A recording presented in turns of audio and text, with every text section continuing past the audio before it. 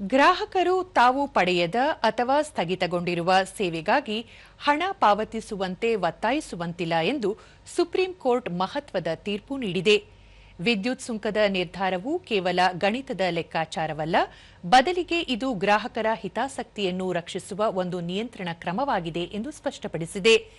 ನ್ಯಾಯಮೂರ್ತಿಗಳಾದ ಪಿಎಸ್ ನರಸಿಂಹ ಮತ್ತು ಅಲೋಕ್ ಆರಾಧೆ ಅವರನ್ನೊಳಗೊಂಡ ಪೀಠವು ದೆಹಲಿಯ ರಿಥಾಲಾ ಕಂಬೈನ್ಡ್ ಸೈಕಲ್ ಪವರ್ ಪ್ಲಾಂಟ್ಗೆ ಸಂಬಂಧಿಸಿದಂತೆ ವಿದ್ಯುತ್ ಮೇಲ್ಮನವಿ ನ್ಯಾಯಮಂಡಳಿ ಫೆಬ್ರವರಿ 2025ರಲ್ಲಿ ನೀಡಿದ್ದ ಆದೇಶವನ್ನು ರದ್ದುಗೊಳಿಸಿದೆ.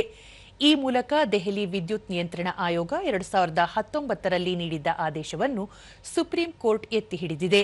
ದೆಹಲಿಯ ಈ ಸಂಸ್ಥೆಯಿಂದ 2018ರ ಮಾರ್ಚ್ನಲ್ಲಿ ವಿದ್ಯುತ್ ಪೂರೈಕೆ ಸ್ಥಗಿತಗೊಂಡಿತ್ತು. ಪೂರೈಕೆ ನಿಂತ ನಂತರವೂ ಘಟಕದ ಉಳಿದ ಬಂಡವಾಳ ವೆಚ್ಚವನ್ನು ವಿದ್ಯುತ್ ಸುಂಕದ ಮೂಲಕ ಗ್ರಾಹಕರಿಂದ ಪಡೆಯಲು ಡಿಇಆರ್ಸಿ ನಿರಾಕರಿಸಿತ್ತು.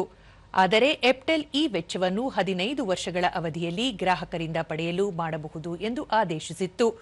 ಈ ಆದೇಶವನ್ನು ಈಗ ಸುಪ್ರೀಂ ಕೋರ್ಟ್ ವಜಾಗೊಳಿಸಿದೆ.